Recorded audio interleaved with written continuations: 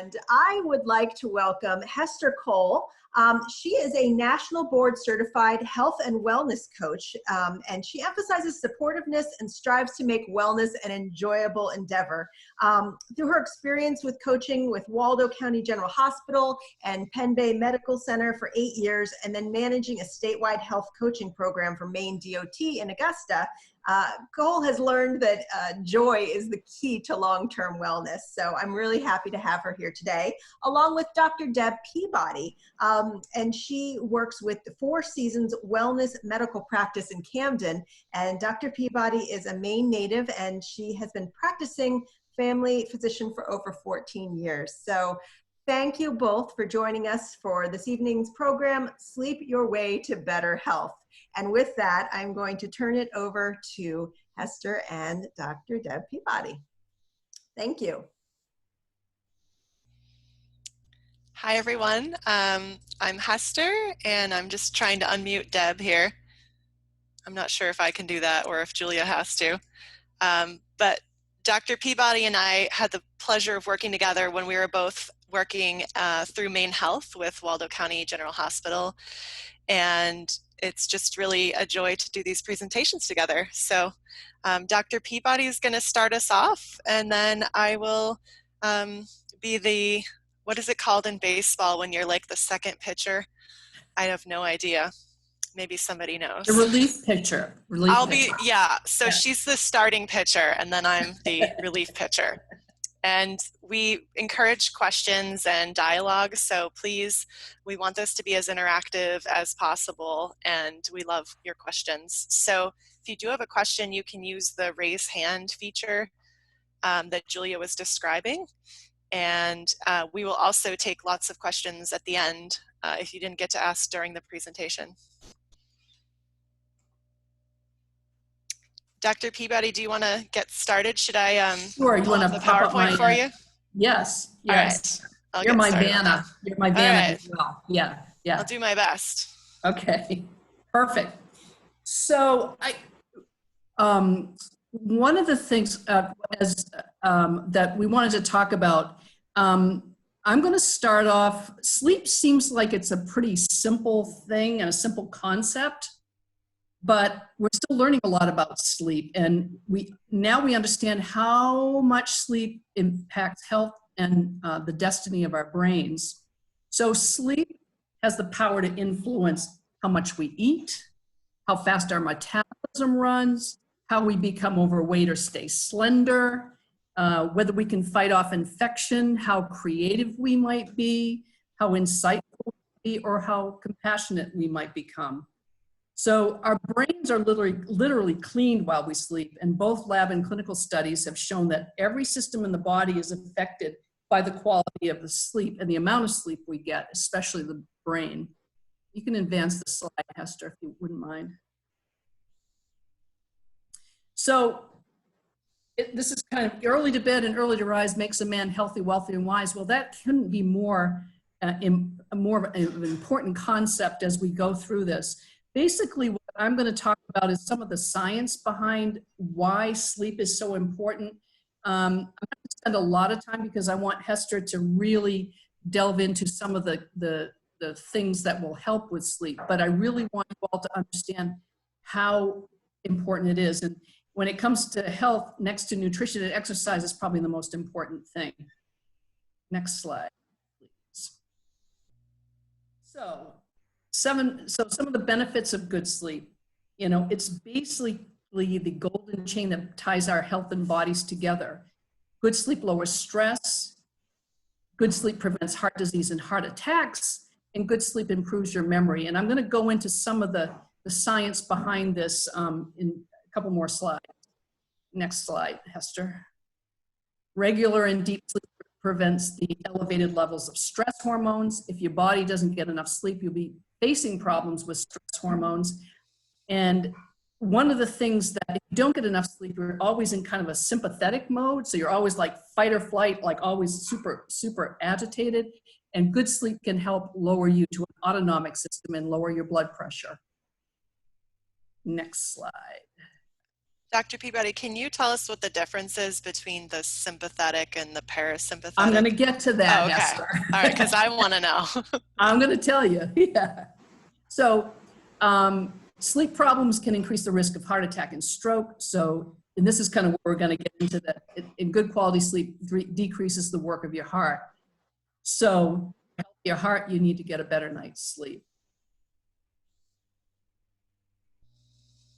Just some further benefits of good sleep. It boosts your productivity. It fights anxiety and depression. It benefits your immunity. So those people who get really good sleep often are really healthy and don't get a lot of colds. And then good sleep helps you avoid accidents, obviously falling asleep at the wheel or just being inattentive. Next. Okay, here we go. So just a couple of things. You know, I think there are many reasons why we struggle to get enough sleep. I mean, some of it is the ability to skip sleep in favor of doing work is sometimes characteristic of success in people. Oh, I only need 2 hours sleep, or I only need 4 hours sleep, and I work X amount of hours. I mean, the CDC found that 1/3 of Americans are not getting enough sleep. And really, Americans are not making sleep a priority, and they really should. The effects of lifestyle run really deeper than we think. Our European counterparts are much healthier, and sometimes I think an afternoon nap plays a really good role in overall health, and along with a little red wine, doesn't hurt. So if we miss one good night's sleep in 1 week, it will impact the expression of genes involved with stress, inflammation, immunity, metabolism. So the whole body is affected by if you lose one good night of sleep. And it can really spell disaster for brain health as well. In fact, sleep deprivation is directly linked to an increased risk of developing Alzheimer's disease. All right, so let's take a deeper look here. So I think, Hester, to answer your question about sympathetic versus autonomic, it has to do with the hormones and the cortisol. I think in the next couple of slides, I think I can talk a little bit more about that. So let's talk about circadian rhythm. Let's go to the next slide. So, next slide. There we go. We'll stay there for a little bit, okay? So let's first talk about circadian rhythm. That's the cycle that takes place in the body that helps enable sleep. It's closely linked to hormones. And the second system is the glymphatic system, which is a kind of a new discovery and plays a role in a healthy brain. So going back to circadian rhythm, the rise and fall of our body's hormones and the fluctuations in our body temperatures are all significantly affected and directed by circadian rhythms. So this sleep pattern determines how well we metabolize our food. It influences our hormones and neurotransmitters. And if we ignore sleep and the circadian rhythms, our processes are just thrown into disarray. So one of the things that we've learned about sleep deprivation is, a lot of people who have sleep problems can't lose weight. So why is that? So, and also a lot of people who can't lose weight, that leads to diabetes and impaired glucose control. So we know that there are two hormones that are really affected by that. One is leptin and one is ghrelin. So leptin is if you have poor sleep, you have decreased leptin, and leptin is the hormone that is, well, let me go back. Ghrelin is the go hormone. So if you have increased ghrelin and not enough leptin, ghrelin is the go hormone, and that's the hormone that says you don't get enough sleep, you're wanting to eat all these things. It's never carrots or celery. It's like you've got to have something. It's often salt and sugar, which is part of the cortisol hormone. But when you don't get enough sleep, that ghrelin hormone is elevated, and you want to eat. And the leptin is the stop hormone that tells you I'm satiated. I don't need to eat. So that discrepancy in those hormones play a huge role in people's inability to lose weight, which then can lead to diabetes, heart disease, etc., increased inflammation. So the other thing is alterations in cortisol. And here it is, Hester, sympathetic activation. So if your cortisol, if you're not getting enough sleep, your cortisol is off, you're kind of always in this, you never get a chance to relax. So if your cortisol is elevated and you're always in this sympathetic, meaning fight or flight activation, that in turn can cause, obviously, increased stressors, your heart's working harder, pumping harder, hypertension, all of those things.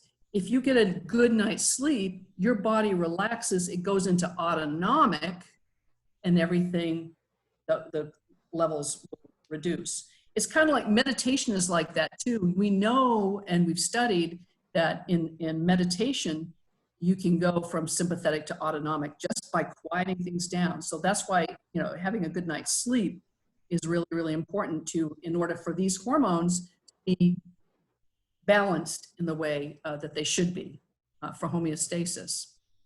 So next slide, please. Great. So again, I said, if the ghrelin, again, that's that hormone, the hormone. If you don't get enough sleep, that hormone is elevated, the leptin is decreased. So you want more food, more food, more food. You're feeling tired. You want more food, yet it's not getting you satiated because of the lack of sleep and the elevation of that hormone. It also causes a decreased basal metabolic rate, and the hormone elevated makes you feel sluggish. And I don't know if you haven't gotten a good night's sleep and you wake up in the morning and you're feeling sluggish, you're not going to feel like doing anything. It's like, let me just eat Twinkies all day, watch Netflix. It's because of the ghrelin. So it's not that you're lazy, it's just those hormones are off. So, and again, just a reminder, these circuits in the central nervous system are intertwined with circadian and sleep regulation circuits. Next slide, please. Just a graph of, I think it's interesting because we're looking at, on the bottom you'll see average hour of sleep and the BMI or body mass index. So you can see at 6 hours sleep, we've got a higher BMI. We have, and then if you get to between 7 and 8 hours, we got the lower BMI. It's just just a measure of how important sleep is for weight loss. Next slide, please. So this is just another kind of a reminder, and also talks a little bit more, Hester, about that sympathetic and autonomic. So if you have good quality sleep, which is slow wave sleep, that's termed to be the most restorative sleep stage. Growth hormone release is stimulated. Prolactin, which is in the pituitary, is stimulated. The cortisol release is inhibited. And as you remember, the cortisol at higher levels is in that sympathetic stage. So you want those lowered.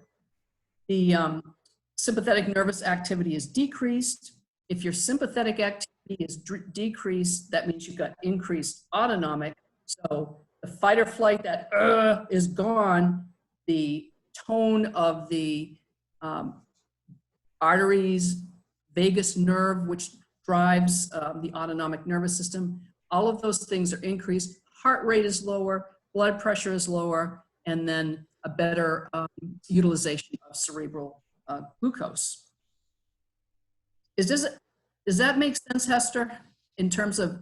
Yeah, so we're just, the more stressed we are, the less sleep we get, and then the more susceptible we are to stress, and it's just a round and round cycle. Exactly, okay. Exactly. Yeah, that's exactly right. So again, it's that high intensity fight or flight as opposed to that relaxed autonomic system, which lowers blood pressure, everything is just increased. Better utilization of glucose, better brain power, everything.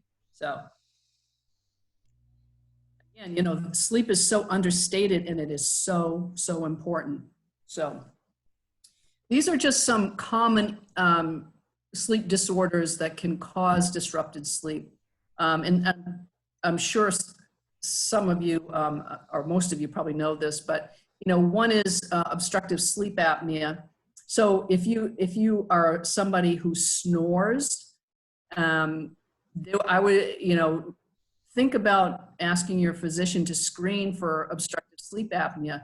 You know, you don't necessarily have to be a big barrel-chested guy to have obstructive sleep apnea or have a big neck. I mean, there are people, skinny little people, that just their anatomy is such that they have obstructive sleep apnea. So if you snore, there's some suspicion for obstructive sleep apnea.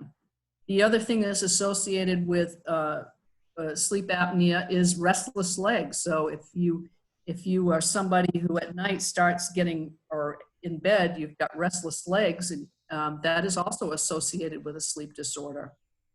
And then insomnia. And I think when Hester and I did this before, I think a lot of people understand obstructive sleep apnea, but you know, there's a huge amount of people, I think 25% is low, that have insomnia.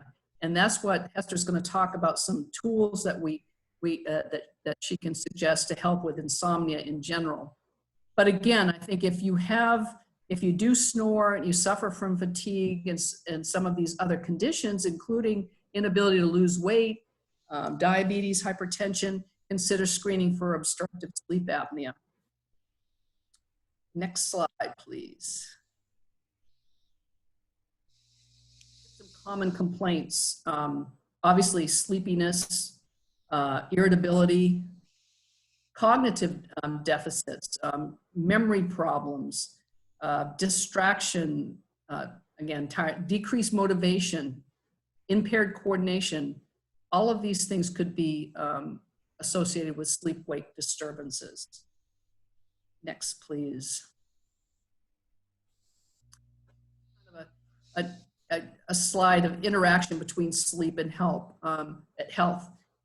As we kind of everything that we talked about, and down at the bottom, cardiovascular, pulmonary, metabolic, you know, immunologic, neuropsychiatric, heart disease, stroke, AFib, you know, diabetes, immunological problems, sick all the time, and then mood and stress and anxiety and depression. So this is kind of a quick overview of some of the science behind it. You know, if you improve your sleep, and like again, Hester's going to help with that. If you improve your sleep, you're going to lower inflammation in your body. You're going to improve your ability to fight infections. You're going to get help with coping with stress and increase your creativity. You'll be helping your brain process information. You'll be able to learn new things, store information, store memories, and then, you know, clear the brain of all the waste and toxins.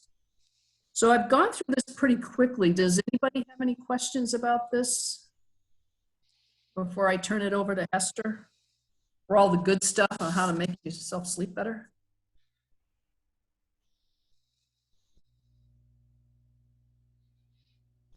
All right, Hester, I guess it's yours. This is a tall order.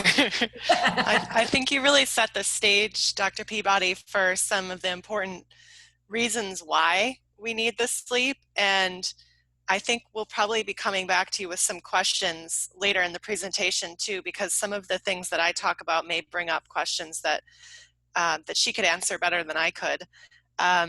One of the reasons that I'm really passionate about sleep is because I had a lot of trouble sleeping away from home, especially as a kid. And I remember even back like in elementary school going to sleepovers at other kids' houses. And, you know, when all of the other kids would fall asleep, I could like hear them, you know, breathing very like consistently, like I knew they were asleep and I was just like lying awake, you know, in my like sleeping bag on the floor next to my friends and thinking like, why am I not falling asleep? You know, so this is something that I've experienced personally, and just the frustration around that is huge. And so I can certainly have some compassion for those of you who may also be struggling with sleep. And it's always funny when we do these presentations. Dr. Peabody and I have done this presentation 3 times together now, and I always sleep very poorly the night before it. Don't know why, but it's just like a reminder of some of the things that we're talking about to, you know, really put into practice ourselves. So one of the things that I really want to address is, how do you start your day in a way that will lead to the best night's sleep possible for you? So this research was from Johns Hopkins University, and they came up with a number of nice, really easy to read sleep infographics that I've put together into a packet. And I have some of my notes on the front, and then there's several infographics like this, which are available in the chat window. There's a little PDF you can click on called Sleep Resources Packet. So I encourage you to open that up and print it out if you would like to have these resources. So the first thing I want to ask everyone is, what are your sleep stealers? What are some of the reasons that you're up at night, or you know, awake when you want to be asleep? So can we have a couple of people volunteer to answer that? So again, I just want to remind everyone, you're welcome to chat or type into the chat portion, or you can use the little option for raising your hand up. It's a little blue hand that says raise hand, and I'll unmute you. Hester, one of my sleep stealers is my snoring husband. Okay, classic, right? Yes. It's like, it's not something we can really, we can't like put him in the closet, or, you know, like, you can't just like quiet him down. It's just, you know, some of us are built in, as Dr. Peabody was saying, it's our anatomy. You know, some of us are just built in a way where there's like a rattling noise when we breathe. What's happening, I wish we had a photo of this, but basically snoring is when your soft palate relaxes, and then as you're breathing in and out, it like kind of rattles. And when Dr. Peabody was talking about sleep apnea, what that is when it's beyond snoring. So it snores, you hear the thing is like rattling like this, and then it like abruptly stops and the noise goes quiet. And that's when you want to be concerned. But the snoring in and of itself is like annoying, because it's like this extra noise that we're dealing with. So definitely snoring is a sleep stealer. Thank you so much. And other noises too, like think about pets, you know, kids crying, babies crying, kids coming into your room when they have bad dreams. What other kind of sleep stealers do you all experience? Someone has just typed in anxiety, reviewing the day and planning for the next one. So thoughts. Oh my gosh, yes.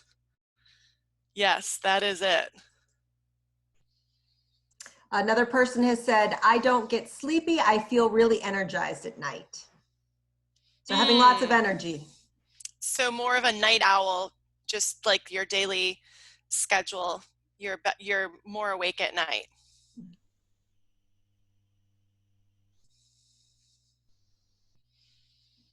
So those are the answers we got. Okay, great. And you can keep typing if you think of new things, or there'll be more opportunity to share. So I just want to mention some of the most common sleep, I call these sleep stealers, anything that keeps us up. So nighttime bathroom trips is one of the ones that does get more common, especially as we age. If you're well hydrated, usually you have to go to the bathroom like once per night. But you know, it's ideal if we can get back to sleep quickly after that trip or many trips. So that's definitely a skill that can be honed. But long naps or late naps can prevent us from being tired at night. Caffeine too late in the day. Lack of exercise is actually one of the biggest sleep stealers. If we can use our body and tire ourselves out, we're going to have much better sleep and then have more energy the next day. It's a cycle, like Dr. Peabody said. If we can get on that upward cycle of, using our body, wearing ourselves out, getting good rest so we can then do it again, get some quality movement, physical activity, that's very important. And then things like blue light as a big sleep stealer. So that's our tablets, our phones, our computers, all of that light. It messes with the circadian rhythm that Dr. Peabody was talking about, where, we're wired to be awake when the sun is out and be asleep when the moon is out or when the sun is down. So anything that will keep us up at night, like the blue light or even bright lights in our house, it mimics that circadian rhythm, the opposite of what we want it. So at night, we want to be dimming the lights, powering down the mind, powering down the devices, all of that. And anxiety and worry, I can definitely relate to whoever said that. That is my top sleep stealer. So we'll definitely be talking about that one. And the good news is that anxiety it can be unwound. We can unwind anxiety. So just because we can wind ourselves up, we can wind ourselves down too.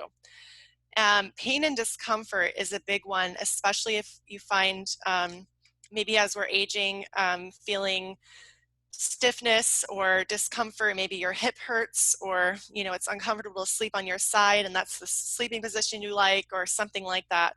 So we'll also be talking about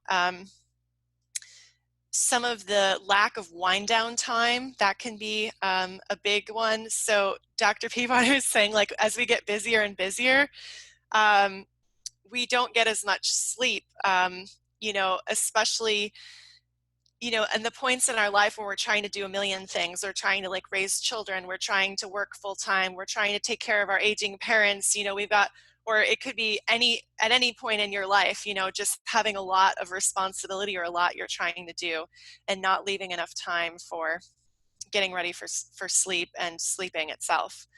And then life stress or transitions. We've all had those times when we're, up at night thinking, worrying about maybe job change or, financial stress, feeling overwhelmed, having our kids run in because they can't sleep, all of that. Our pets keep us up. And there's chronic insomnia, which I have a little success story to report. Somebody who came to our last talk just emailed me and said that she actually had suffered from chronic insomnia, she said, for 20 years. And she was talking to us after the presentation. And, she told me that basically recently something changed with her household, that she wasn't able to have her pet climb the stairs. So she wanted to sleep downstairs with her pet. And she eventually started sleeping on the couch, and she's been sleeping better than ever for some reason. She is not sure why, but it's things like that. When you interrupt the cycle of believing you're not going to sleep because they haven't slept for the last 20 years, that sort of thing can really be powerful. So getting back to the idea of the day that leads to your best night's sleep. In the morning, ideally we want to wake up at the same time each day, and that includes the weekends and holidays. So, just do the best you can within an hour or so if you can't come up with the same time every day. And making your bed. So this is just a signal to tell your body, we're done sleeping, now we're ready to have activity again. And it's nice when you come back to the bed at the end of the day and it's all looking neat and tidy, right? So this is also a circadian rhythm one. So eating breakfast by a window or outside if possible. My favorite thing is to sit out on, I live on Mountain Street, and I'm out on Route 52 eating my breakfast, and people drive by and just wave, but I love eating outside. And it's, if you can, the first thing when you get up, if you can just go run to a sunny window, just get some sunlight, it's really good for our circadian rhythm. to just have that sunlight first thing in the morning, because the sun really helps reset the clock. So if you do exercise in the morning, just make sure you're not sacrificing your sleep for it. So there's nothing wrong with exercising in the morning. That's a great way to get us moving, actually, and really get the metabolism going first thing. But waking up at 4 a.m., 5 a.m., if you're not getting enough sleep, might not be the best thing. And then in the afternoon, that's a really great time to exercise or be physically active. And just because it's kind of when our body is the most alert. And if you are sensitive to caffeine, you may want to stop caffeine at around noon, or at least by 4 p.m. Because the effects can linger for 4 hours. And if you take a nap, try to do it for before 3 p.m. or less than 30 minutes if possible. And these are just general recommendations. Again, do what works best for you. This is just sort of when John Hopkins had to come up with some ideas that would work for most people. This is the average things they came up with. So think about in the evening, how do you get a child ready to go to bed? You know, and they usually have the same bedtime, right? So like Julia's kids are young, and they probably are supposed to go to bed at a certain hour, right? At least they're supposed to. There's like a goal bedtime, right? Even if it's not actual, there's like a sort of, there's a expectation. And usually, you know, you feed your kids dinner, you might give them a bath if they need a bath, put on the pajamas. You know, there's all these things we do to signal the kids it's time to power down. We're slowing down, you know, we're going to stop the play. And, you know, think of when you bring kids to like a dinner party or something and there's other kids there and they're just going crazy because they, you know, haven't gotten to see kids in so long. So they're just running around, you know, and you really have to bring them home so that they're, you know, just with their siblings, they're going to power down, relax. After the bath, you put on the pajamas, you brush your teeth, you read them a story, you know, and then they fall asleep. So it's this routine and this ritual that we also need for adults. So just because we're not children anymore doesn't mean we can't learn from that routine that we really set kids up with. So if you think of the same kind of rituals for adults, maybe it's taking a bath, maybe it's taking a shower, ideally having a bedtime just like kids would. And you're in charge. You get to choose what your bedtime is because you're an adult. But, you know, thinking of what the ideal time you want to aim for, and ideally varying it by no more than an hour earlier or later, you know, each night around the same time. That ritual really gets our body used to like, okay, this is time for sleep. This is time to be awake. And one thing I've been really successful with myself is just increasing the amount of wind down time before I go to bed. So one of the things you can do, instead of using bright lights in the evening, use a soft lamp, use candles if you like that sort of thing. You know, try to use some dimmer lighting to really send the message to the circadian rhythm, you know, that you are getting ready for quiet time and you're going to eventually go to sleep. So you can start that anytime in the evening, but at least, you know, 30 to 60 minutes before bed and more if you can.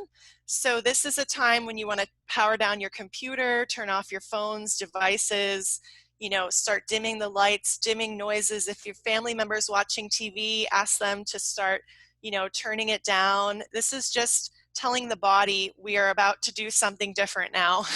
So shifting gears. And Dr. Peabody was talking about how the hormones and kind of change with this daytime and nighttime. Your body's thermostat actually drops a couple of degrees when it's nighttime. So you can really drop the temperature in your house to mimic that. And really, you know, we're kind of just going along with our natural rhythms here on these suggestions. So powering down the devices, the lights, the noises, and the temperature, all of that stuff tells our body it's time to sleep. And for those of you who may wake up hungry, you can have a snack. right before bed, something light, you know, maybe like a hard-boiled egg or a little bit of yogurt or a handful of nuts or a piece of fruit or something like that. And does anyone have any bedtime rituals, you know, as a grown-up that that they found successful? Does anyone want to speak to that? What do you do to wind yourself down for sleep? Or what happens if you don't give yourself time to wind down? What have you noticed? Hester, I wanted to read you while we're waiting to see if anyone else responds. There was one additional comment that came in earlier. It says, the longer I lie in bed, the more alert I become. So totally, me too. That was me last night. We're going to talk about that. One of the things that I personally have found that is helpful is after I am done watching a little bit of television at night, I do need to read. I think it probably goes back to that, you know, blue light thing that you were talking about with the screens, like just having that break from that to my eyes, it does help significantly. Thank you so much for bringing that up. I think, you know, an old-fashioned book is always going to be in style with when it comes to this circadian rhythm thing, because we can read on the Kindle or the, you know, the tablet, whatever it's called, and that can still sort of keep us like wired just because of the light. I think some of them now probably have better lighting, and there's like blue light blocking glasses you can get and things like that I don't know much about, but I think you're right, Julia, that the screen is definitely a trigger for alertness. But not for everybody, because we just had a comment by someone saying, I fall asleep in front of the TV easily. So yeah, and that can also be a sign if you're not getting good sleep, that like any time you sit down, you may want to nod off. You know, that also can be a sign of just like needing more sleep if you fall asleep easily. And everything's going to be different for everyone. There's no one size fits all approach here. This is like a lot of techniques you can just experiment with, and ultimately you're the scientist doing a study on a subject of one. It's yourself, and you get to tell us the results of the experiment. You know, you get to try any of these ideas that sound good to you. Any other comments that we've gotten? That's all the comments that we received for that. Okay, so yeah, just I encourage you to think about your own bedtime routine as a grown-up. You know, what can you do to really have a ritual before you go to bed, things you like to do to wind down. All right, and then the next topic is, how do you set up your bedroom to really encourage good sleep? So the next slide has 2 bedrooms, and I just wanted you to share, like, which one do you think you would prefer to sleep in if you had to choose, okay? So the one on the top or the one on the bottom? What looks good to you? One on the bottom. And why do you say that? It looks neat and ordered and calm. Okay, so you get relax more calm vibe from the bottom. Yeah.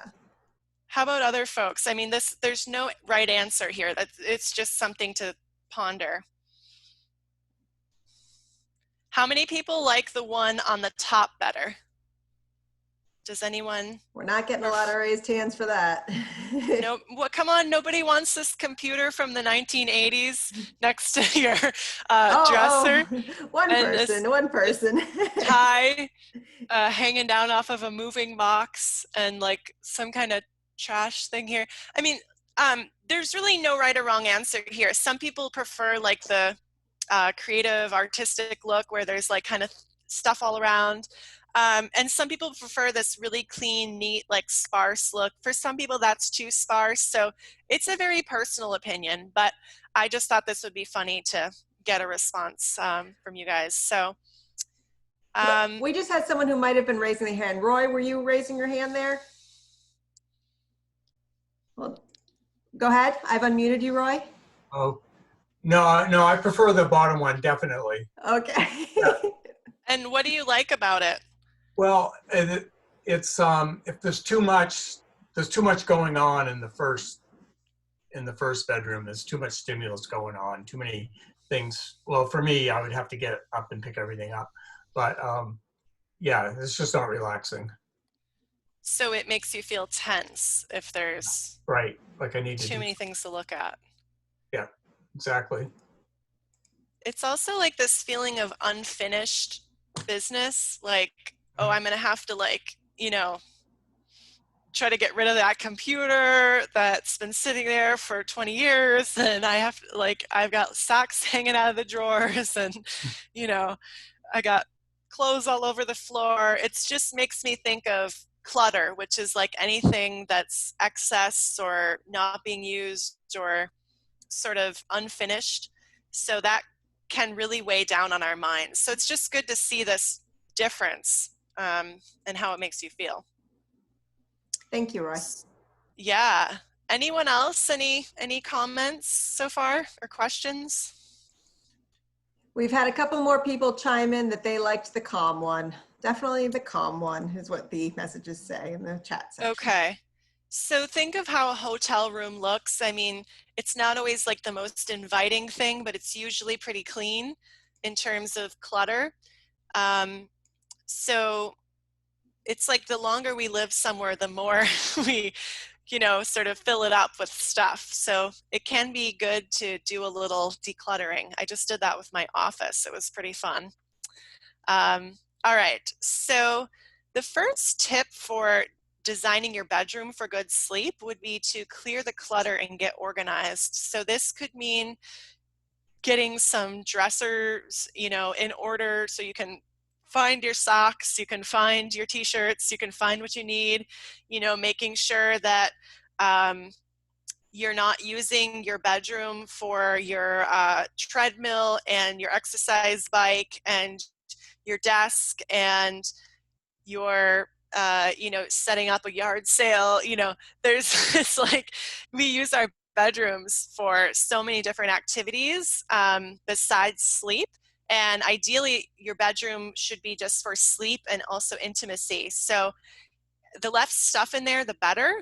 And I understand that some people live in places where they can't just only use the bedroom for those two things. There may be some other activity that needs to take place just because of space shortage in your house. But the closer you can get to this ideal, the better. And so if you're able to, if possible, remove the exercise equipment, your desk, your work stuff, your projects, you know, anything that is a project that's in the bedroom, it triggers your mind to think about what you have to do, you know, so that's, we don't want to be thinking about doing, we want to be thinking about being and doing nothing while we're trying to fall asleep. So that really just encourages the brain to power down. So if we can get the TV out of the bedroom, the computer, you know, some people put TVs in their bedroom because it's sort of part of their wind down routine. If that's the case, you may want to, like Julia was suggesting, sort of shut it off and then turn on turn on your book, open your book. And you could even put a scarf in front of your television when you're done watching it, you know, put something over it that kind of just like covers it up. And there's so many little lights from all these electronics we have now. So you've got like a light on your smoke detector, you've got a light on, if you have like a wireless internet router in your bedroom, I mean, that could be flashing lights, or there's all kinds of things that can really distract us. So getting as much of that out of there as possible, or covering up those lights, can be great. And just sort of organizing the things that need to be in the bedroom, like clothes, into dressers and closets, and making your bed. This has been surprising. I've seen this a number of places when I was preparing for this talk. Making your bed in the morning is linked to better sleep.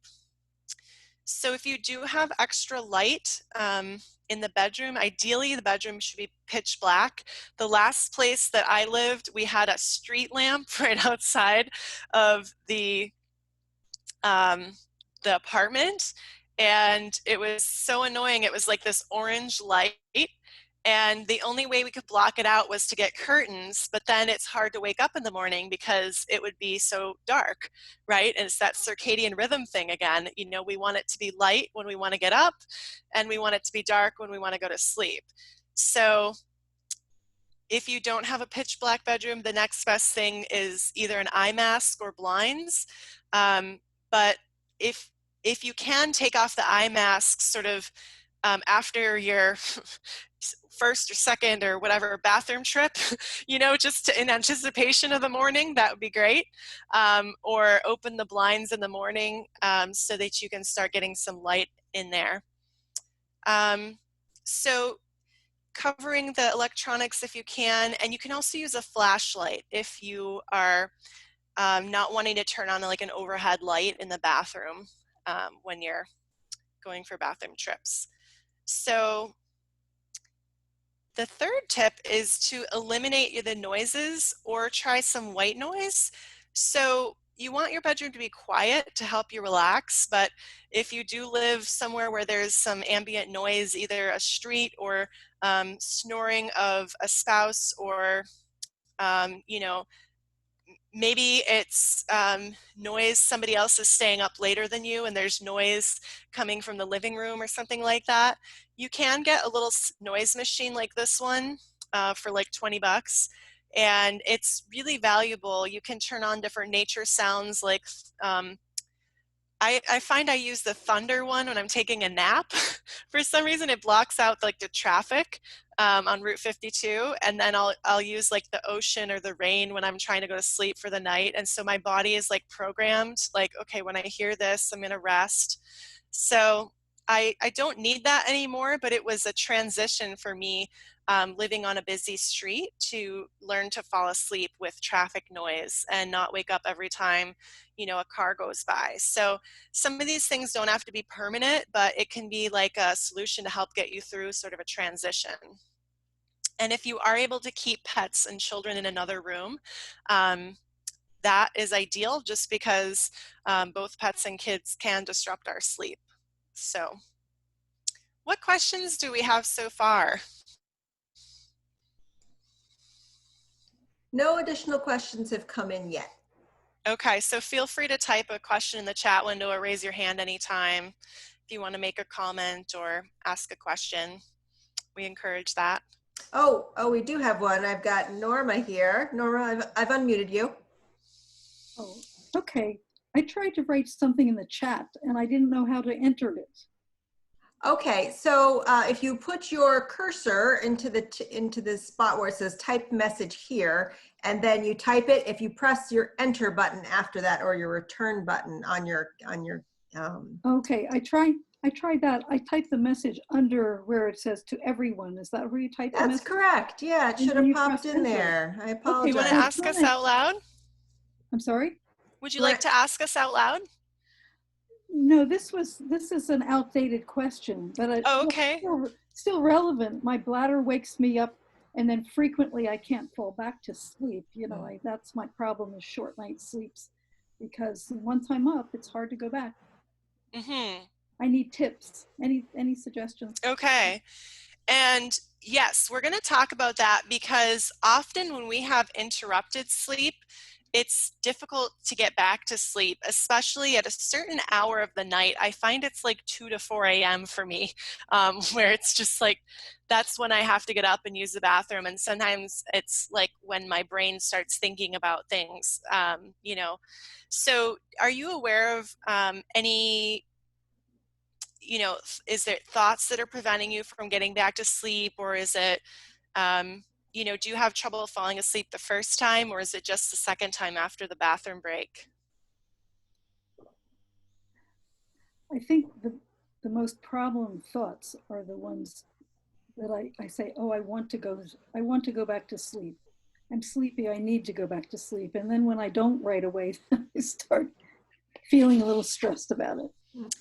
Yeah, it's like somebody said, the longer it takes to fall asleep, the more awake and alert and worried we are.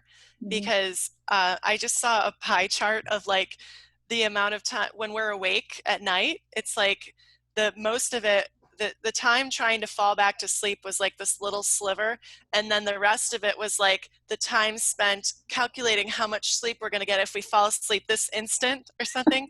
You know, it's like, oh, looking at the clock, like I only have 3 hours of sleep left, I have to fall asleep. And those thoughts can actually be distracting from actually powering down and getting that into that relaxed state we need to actually fall asleep.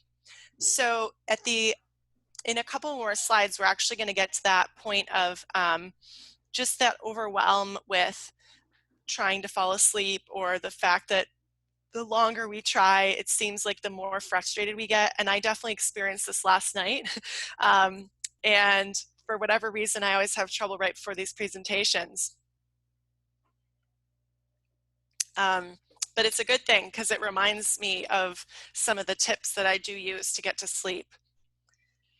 So we will be talking, Norma, more about the just that anxiety that's created when we aren't falling asleep right away. We're going to get to that in a couple of slides. So I want to really thank you for bringing that up. The next thing would be to create a good temperature. And most people sleep best around 68, but your ideal could be anywhere between like 54 and a 75. And one thing I really enjoy doing is using flannel sheets in the winter, and it's really made a big difference for me in just feeling, you know, cozy and relaxed when it is chilly, and then like switching to cotton in the summer. So this is a really interesting one. So using a fan or air conditioner, many people have told me that they actually sleep the best when they have some sort of fan or air conditioner going. And some of the clients that I coach, you know, they would tell me they're sleeping great all summer, and then I'm working with them in the fall and they're like, oh my God, I can't sleep anymore because, you know, my spouse doesn't want the fan on anymore because it's starting to cool off. It's like October now, you know, so that's when they're having trouble sleeping. And what that tells me is the white noise either helps them, or that the temperature, you know. So it's very common that one spouse wants one temperature and the other spouse wants another temperature, or one spouse wants a certain, you know, firmness in the mattress and the other one wants more soft plush mattress. So these things can be worked around. They're making all kinds of split mattresses and split blankets now, which is really cool, where half of it is one type and half of it's another type. So that brings us to our next point about making your bed more comfortable. So most people sleep best when they replace the mattress every 10 years and the pillows every 2 years. And I know few people who actually do this at these recommended intervals. And I just looked up when the biggest mattress sales are, just out of curiosity.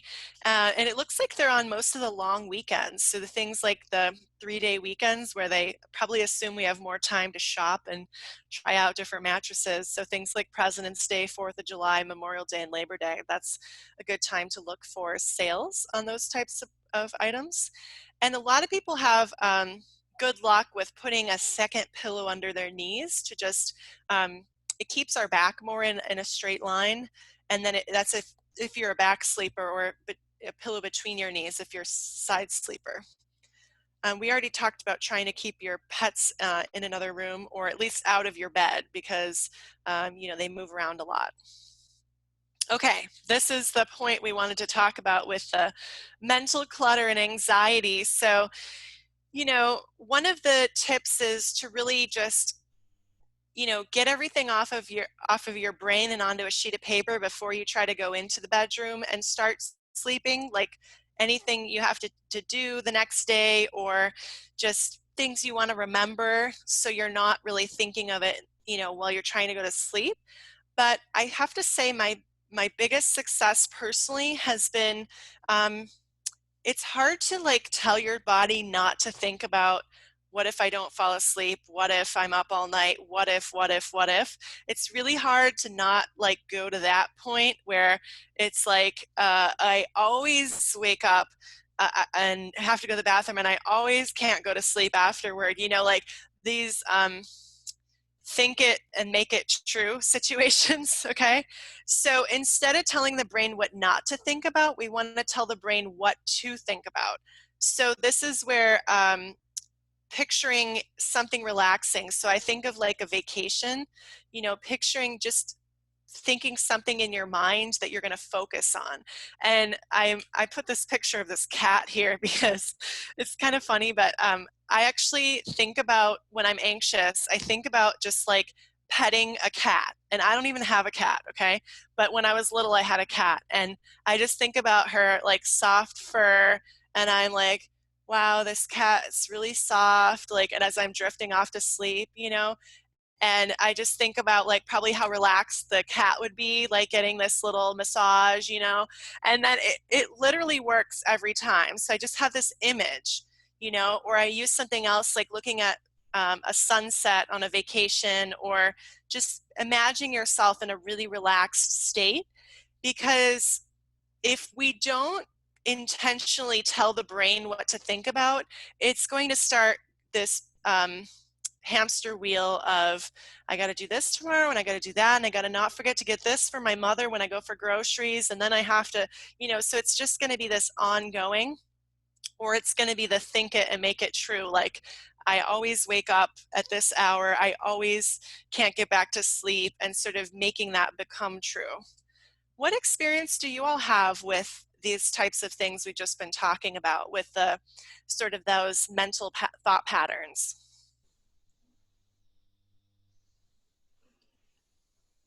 One of the questions, or one of the comments that went into the box, it is kind of a step back though, is that it was mentioned, I was told not to be a clock watcher when you can't fall asleep. So this person, I guess, was hopefully following that not getting too caught up in watching to see how much time's left in the evening. It looks like I'm drawing on the board here somehow.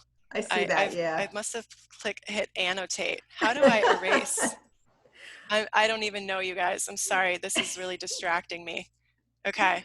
Well, I was trying to move the participants around, you know. Is that all of it? No. Okay.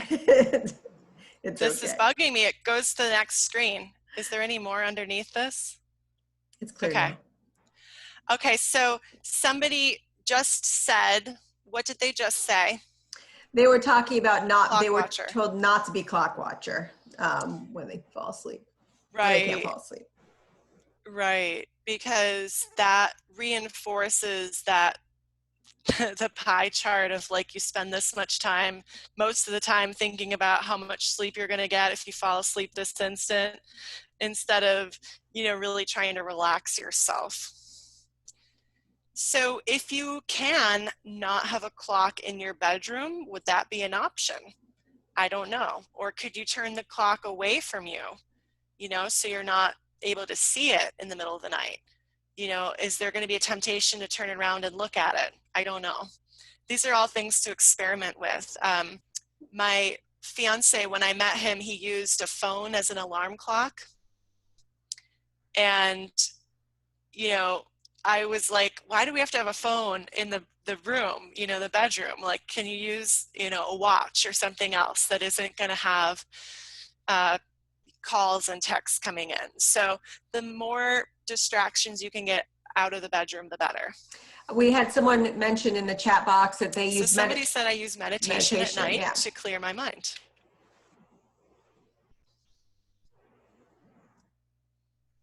Great. And what's been your experience with that? Let me go ahead and see if I can find. That was actually me. That was you. That's right. That was actually me. I use meditation a lot. Tell us about what you do and what the effects are. Well, yeah. So I use meditation a lot. You know, I start my day with meditation and I end my day with meditation, because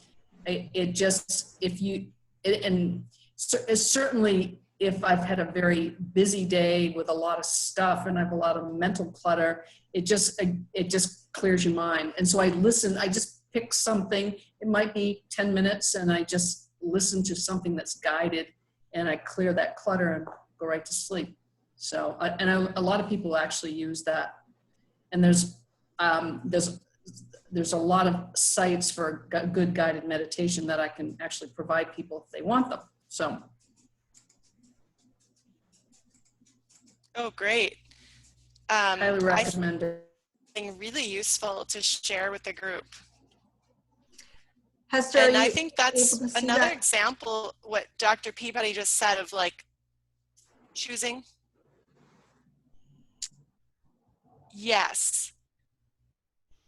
So when you choose something to focus on, your mind can't focus on all the other stuff that it's going to kind of default to bringing up. So it's good to just select something. Like if you do listen to a meditation, as you're falling asleep, your thoughts are still around the meditation. It works beautifully.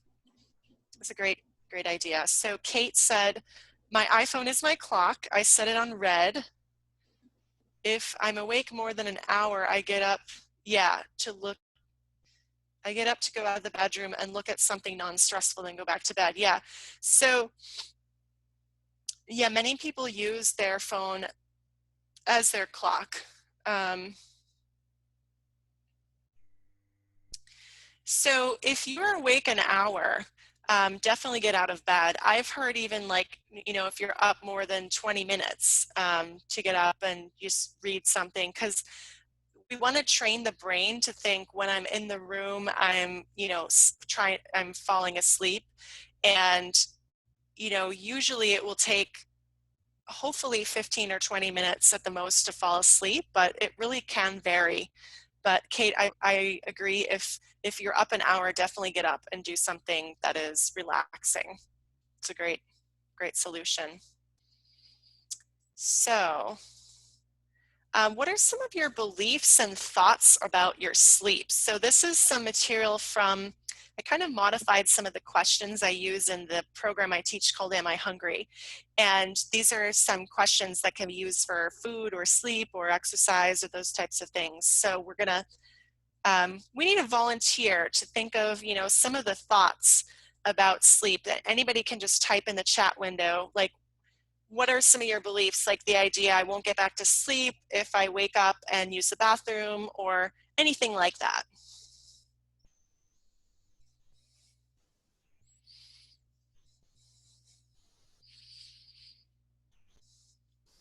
Does anyone have any of those beliefs or thoughts?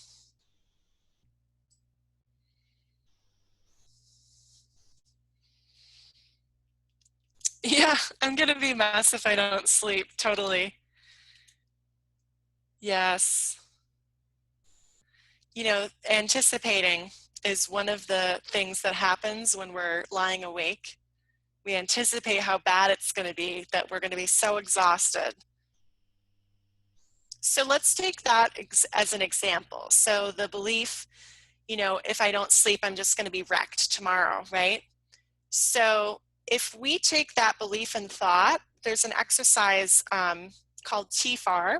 It stands for our beliefs and thoughts lead to our feelings, which lead to our actions, which lead to the results we're going to get. And those feed back into the beliefs and thoughts. So if our belief and thought up here is, I'm going to be a mess if I don't sleep, right? If that's our belief, our feeling is, oh my God, I'm going to be a mess. It's like a feeling of anxiety before it even happens, like that we're not sleeping, like we're already worried about not sleeping before we know if we're going to fall asleep or not.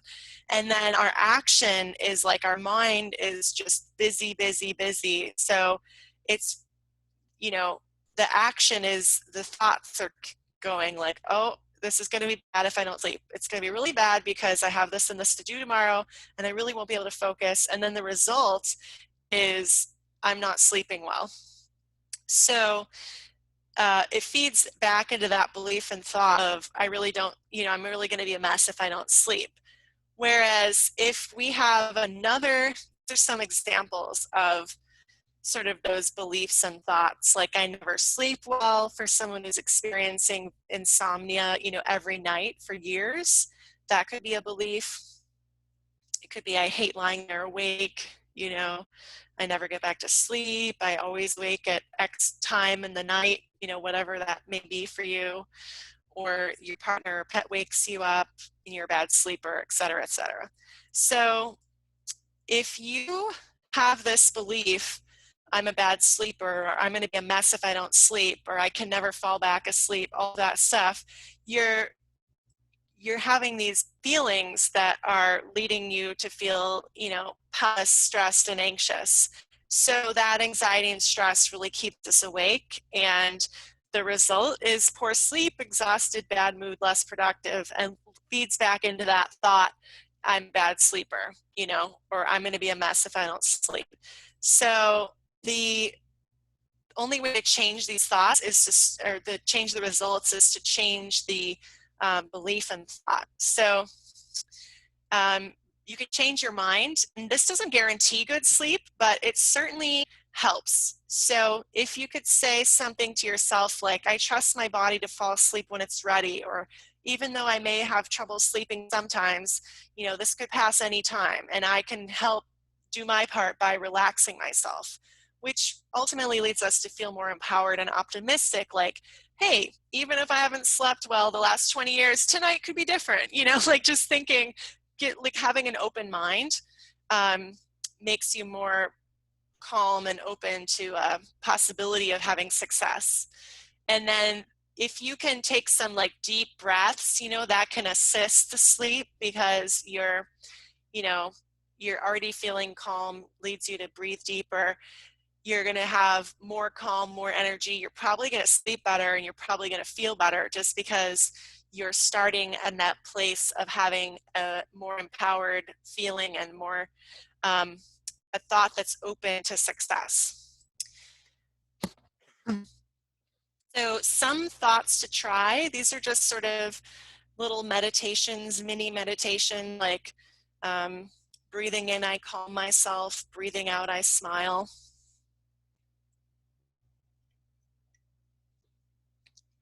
I trust myself to relax and drift into sleep. Because if you think about, if you're always thinking fear of not sleeping, the opposite of fear is trust. So you can give yourself a little mantra, you know, I trust myself to drift into sleep. So these are just things to try.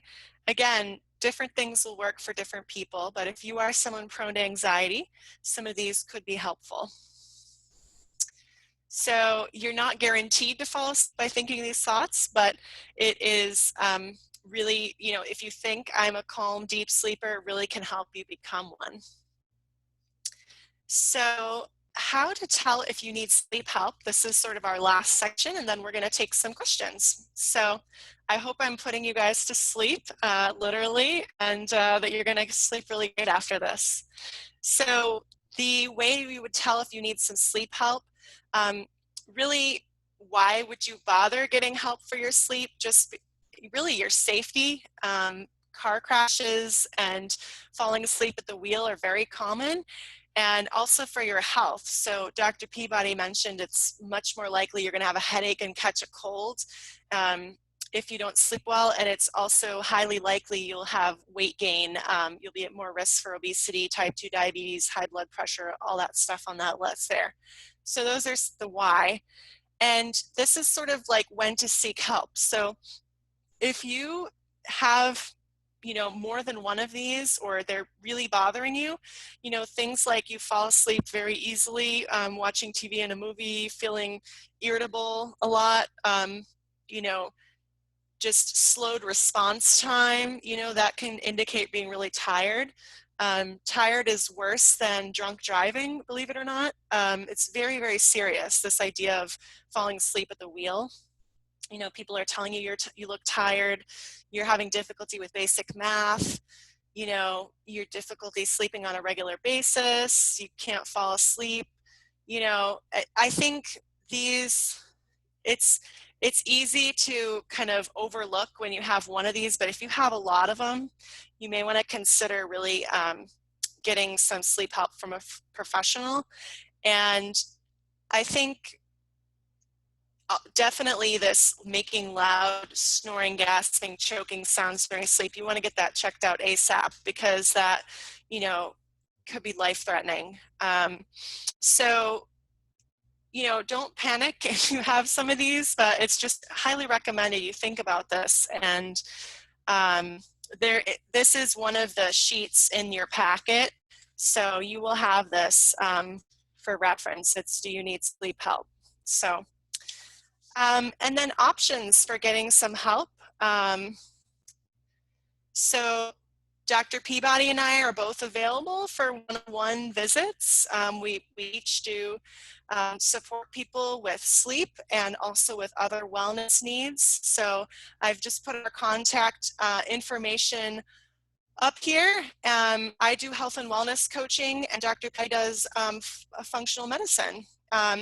I am doing donation-based coaching just through the end of May. So for the next 3 weeks, if you'd like to schedule a visit, it's pay what you can. So it's a great time to try it out and get some help. So now we'll take more questions, and I really would love to hear some of your takeaways. You know, if there's something, I'd love to hear, is there something you're going to try as a result of the presentation? I'm just going to go ahead and have any unmute. questions? I'm going to unmute everybody. Or myself. I'm going to unmute everybody so that everyone can talk, since there's not a whole lot of people left. Great. So everyone should be able to be unmuted. And so go ahead, just jump in if you have a question. Yeah. So if you have any questions, speak up or let us know something new you're going to try as a result of the presentation. Everybody's sleeping. Have a question about technology. Yeah, Good, success. This is still new to me, and so all these I have a column of people's faces covering up most of the second column that I was trying to read, and I don't know how to get rid of it. I don't know how to move anything so that I could see the whole thing. And then the other thing I would like to drag it, yeah. I would like to have the suggestions of the meditations that Dr. Peabody was suggesting she does, you know, maybe a particular one that she thinks is really cool. And if that could be sent to us somehow by email from the library, maybe that would be the easiest way for me to get it, rather than try to figure out, like I couldn't get the whole thing to click on the screen, for instance, here, because I don't know how to see the whole thing. Norma, I do have your email, so I can connect with Dr. Peabody and Hester and see if there's some material that we can email to you, okay? Okay, that would be great. Thank you. You're welcome. Oh, and you said packets. You said packet. Is the packet thing also something we're supposed to print off here, or do you send the packet so we can print off some of these? So there's a few ways you can do that. One way is if you are able to see your chat window right now, toward the top of the chat window is a PDF that says Sleep Resources Packet. And if you double click on that, that's one way. The other way is if you go to my website, which is, okay. I'm going to type in my website to the chat window. Well, you won't be able to see that either. It's hesterkohlwellness.com. And I've temporarily put up the sleep resources on my website. So I'll go back to this slide so you can see here, Norma, where it says, this is my email, but if you just replace that, it's just hesterkohlwellness.com. That's my website. And I have the sleep resources packet on there. So if you just go to my homepage, it's just www.hesterkohlwellness.com. Thank you. And then you'll see at the very top of my homepage, there's a tab that says Sleep Resources. And I just temporarily put that up here for this presentation. So I'll leave it up for, you know, a couple days or so, and so people can get it that way too. But it's just a packet of these different handouts from Johns Hopkins University, their sleep research. And Norma, I will add the meditation. Go ahead, Deborah. I will add the meditations to Hester. I'll send those to you, Hester, if you can add to the resources, and I'll send them to you too, Julia. Oh, okay, great. Yeah. Yep. Perfect. Thank you. So I will email all that stuff to you, Norma. You'll have everything. Thank you. Thank you. You're welcome. So is there anything else somebody would like to try as a result of our presentation? Is there going to be some new takeaways, things you're going to incorporate? Yeah, I think I'll stop thinking negatively when I get in bed that I'm not going to fall asleep. And I have this bad habit. I look at the clock when I get in bed, and then I keep looking at it, and I keep track of how long it's taking me to fall asleep. And I can pretty much remember the next morning, you know, when I fell asleep. And it seems like that's probably a really bad thing to be doing. I also I've had some luck with an app on my phone that someone can read me a story, and just the tone of the person's voice has really been able to knock me out. So that's a positive. I mean, that's something that I can do. But I also find that my best sleep is late in my sleep stage. It's like the last 2 or 3 hours of my sleep is like the best, and so I don't want to get up in the morning. And so I'm on kind of a bad schedule, but I go to bed late and I get up late, and my partner goes to bed early and gets up early, and as a result we have some time alone in the house with the other person around, and so it's really been working well for us for a couple months. So I know I should be going to bed earlier and not sleeping so late, and by late I mean like, 8 o'clock or something like that, 7 or 8. So it's different, but I've had a really stressful winter, and I've had to be alert at night and kind of be on call, and I've trained myself to be aware of every little sound, and so that's not helping. But I think I'm not in that situation anymore. I don't need to be vigilant at night anymore, but I guess I trained myself so well for so long and needed to have the phone by my bed, or needed to be, near somebody that might need help. So it's taken me a long time to untrain myself, or break that pattern. So Reprogram. it's all good stuff. Thank you for doing this.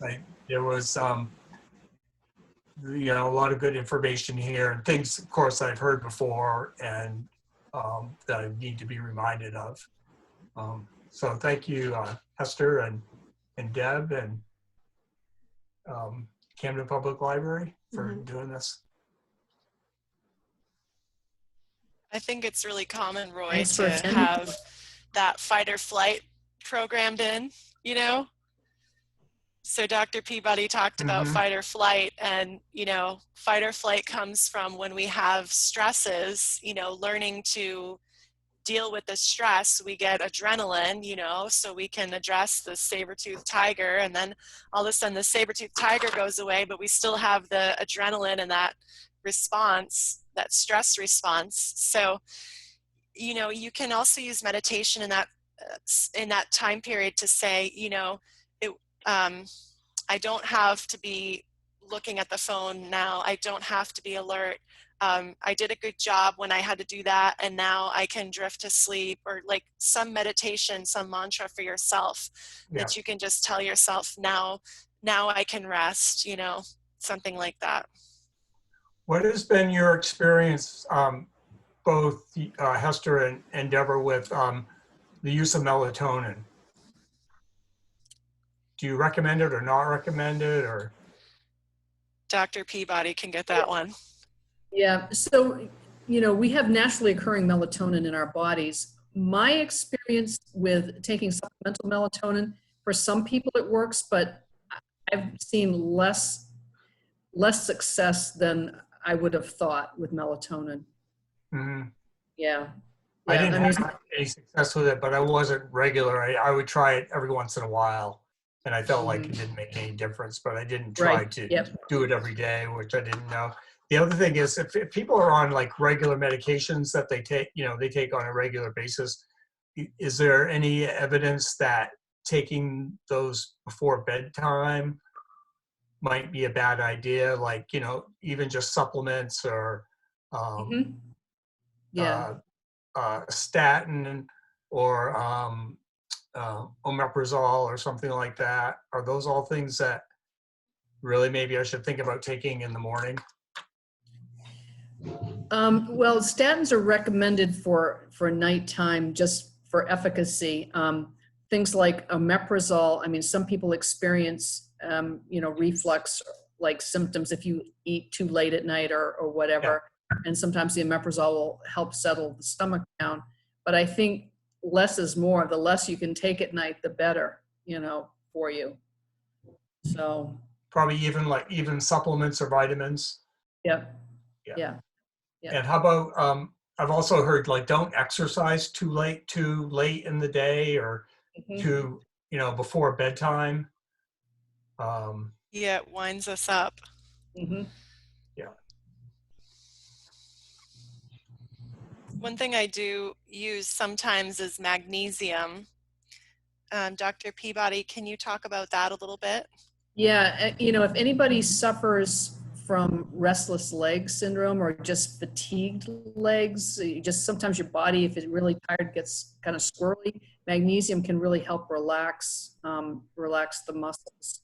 So I actually take magnesium every night. That's the only thing I take at bedtime because I do have.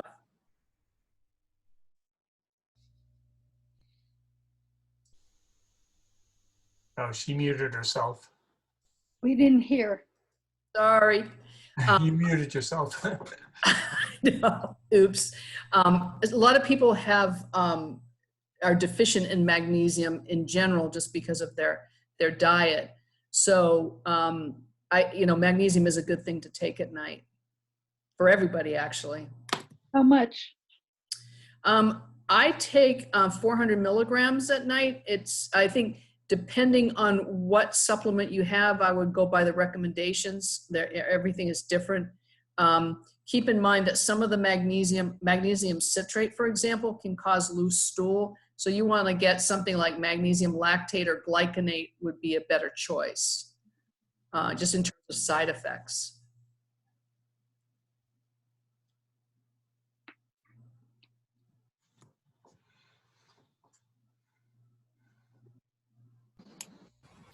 I also liked that white noise thing with the idea that it could make ocean waves and things like that. But yeah, there's one by Homeostasis makes one. Homeostasis? That's $20. It's Homeostasis. Yeah. Something to look into. Thank you. Yeah. I can show you the slide with that thing on it. This one. It looks just like that. Right. And it comes in a little box. I think it's $20. I think I got mine on Amazon. Okay. Thank you. Sure. It's wonderful. We're getting close to 7:30 now, so if anyone has any more questions for Dr. Peabody or Hester, we've got time for maybe one or two more. Anyone else? I'm putting our contact info up here. You can always reach out to us if we didn't get your question answered or you want to ask us individually. All right, well, thank you so much, Hester and Dr. Deborah Peabody and everyone who joined us this evening. I definitely think that I'm gonna go with the positive attitude a little bit more. That's my takeaway from this. And so thank you. All of these are very good reminders of some better sleep habits we can all try to develop to sleep better at night for all those reasons that Dr. Peabody covered in the beginning. It's super important. So thank you once again, and I wish you all a wonderful night's sleep this evening. Okay. Thank you so much. You're welcome. I'll talk to you tomorrow, Nora. I'll send you that email. Bye. Thank you. Bye-bye. Good night.